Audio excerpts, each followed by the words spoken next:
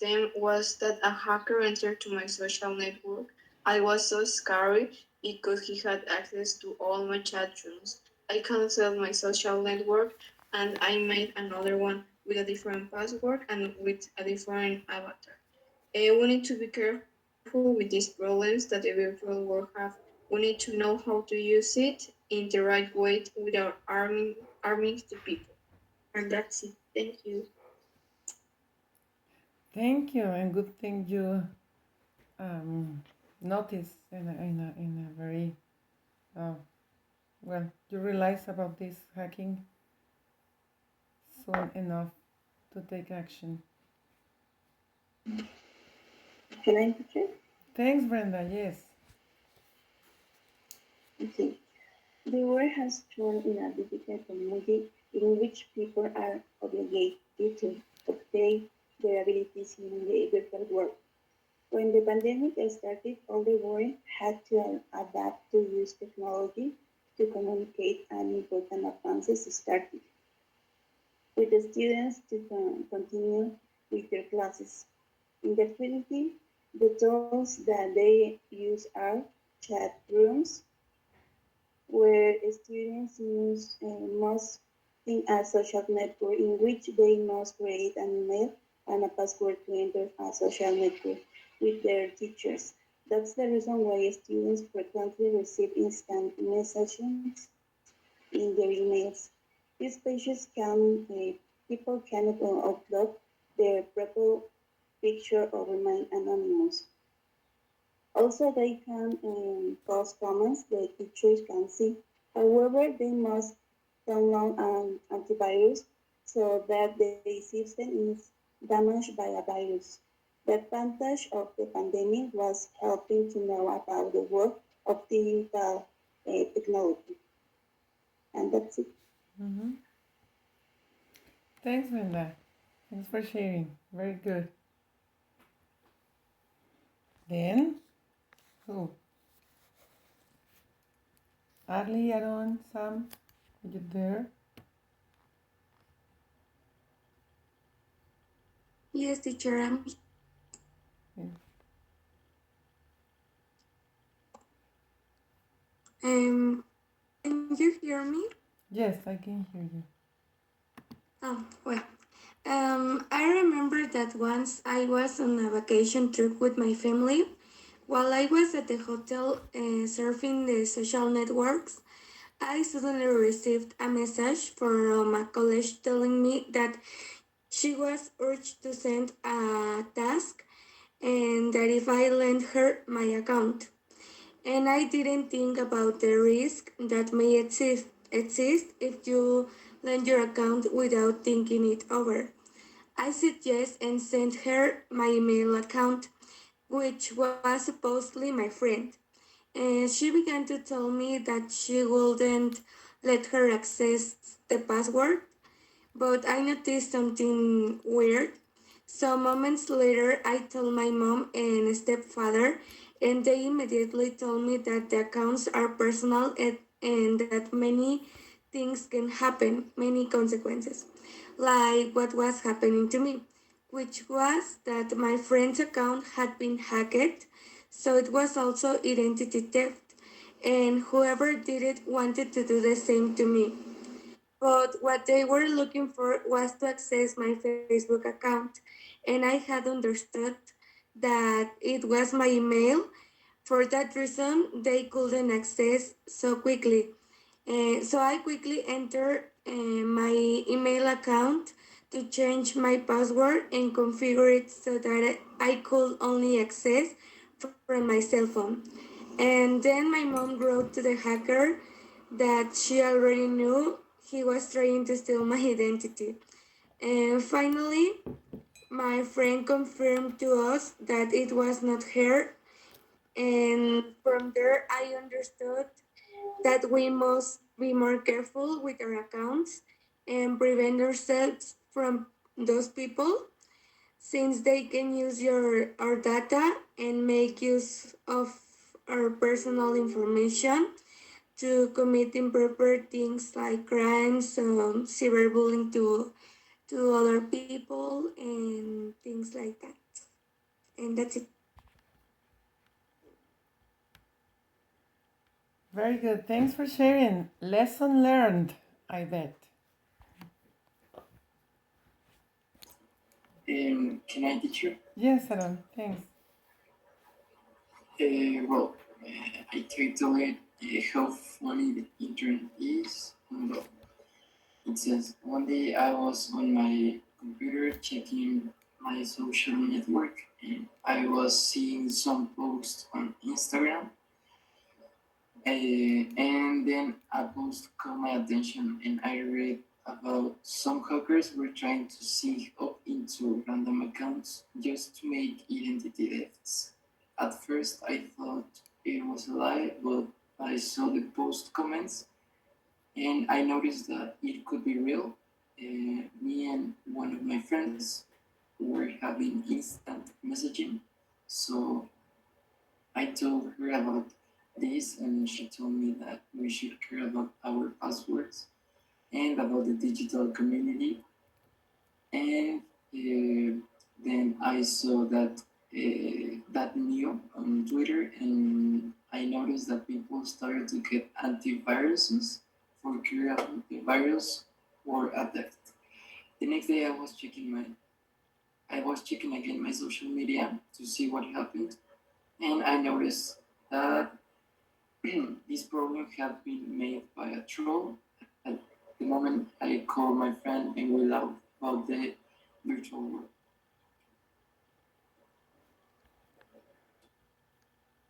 Thank you. Thanks for sharing. Can I teach you? Sure. Sam? Okay. A few years ago, when I was in high school in my senior year, I met a strange guy at recess. We talked for about 5 minutes, and he asked me for my Facebook, so I gave to him. Then, when I got home, I had a lot of messages from him on my message board. And replied to his message, but little by little, he started to send me a lot of instant messages and post comments on all my photos. So I created a chat room with my friends, and I told them about this boy. But we take it as a game.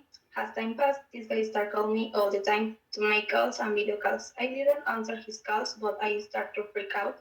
So my friends advised me to block him, and I did. But he started texting me about fake accounts to remain anonymous, but I know it was him. I talked to my parents and some teachers. They told me that I should log into my Facebook account and change my password to prevent that boy from hacking or send me a virus. I did it, and they talked to the boy and his parents that they changed it from school, and I never heard from him again. In that way, I learned that social networks and digital communities can be dangerous, and we all have to take care of ourselves. And that's all, teacher. Thank you. Good thing you asked for advice and that you trust adults to give you some recommendations. That's a good thing, guys. Yeah? Giselle, could you write something? Or we can wait to other day? You let me know, please. Did you write something? Could you? Me? Yes. Yes, I write. Yes. Can I speak? Yeah. Mm-hmm. Okay. Let me search my writing. Okay. How to make a Stan account on Twitter. Stan Twitter is a digital community where you can find people around the world with the same interests as you. In my case, I create a Twitter fan account about my favorite group. You have to install Twitter in your smartphone or PC, sync up, and create a password. After that, your account is ready. Now you need an avatar or an icon. You can use a photo of you or about your favorite member of your group. Now you need to start following accounts like yours about your favorite groups or whatever you want. Also, you can post comments and join to chat rooms. It's great because you remain anonymous. Something bad is that sometimes you can find pop-up ads, hackers, and trolls. But don't worry, there are a few. Well, that's it. Thank you. Thanks very much. Cool. Well, guys, congratulations. You did very well, all of you. Your writings are amazing. I will check the spelling, obviously, and some maybe words to see if you write it down properly. But you use the vocabulary and you follow the instructions and you share some experiences. They may be true or not, but thanks for your work. Congratulations. Now, I told you yesterday that I was going to share with you a video where you can like identify or detect the pronunciation or the falling intonation and the falling intonation and the rising intonation about tag questions. And I'm going to share with you the video, but I don't know what happened with my with this new layout. It's difficult for me to okay, I have to close this and then I have to do this. Yes, like that. And how can I move from one tab to another? Oh, yeah, I got this.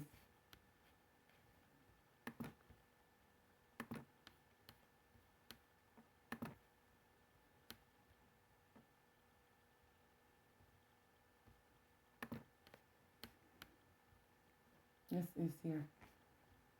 Okay, the man who is you are going to watch or and listen is a bit rude and it curses sometimes. It swears a lot, I think, but it's well explained. I think, and I think you can get the thing about rising and falling intonation. Okay, so I'm going to make this bigger.